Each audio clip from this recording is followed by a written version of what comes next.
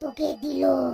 হে ভগবান, আমার তো সেটাই মনে হয়েছিল। আমি তো সেটাই ভাবছিলাম যে হঠাৎ এই হরিশ এত ভালো কি করে হয়ে গেল। ও তো সবসময় তোমার সাথে ঝগড়া করতো। পিন্টু সেই ভূতকে বলে, কিন্তু আমি একটা কথা বুঝতে পারছি না, তুমি ভূত হয়ে আমার সাহায্য করলে কেন? কারণ ভূতেরা তো এত ভালো হয় না। যখন আমি চকলেট ফ্যাক্টরিতে কাজ করতাম সেখানে আমার অনেক বন্ধু ছিল, কিন্তু তারপর আমি মারা যাই।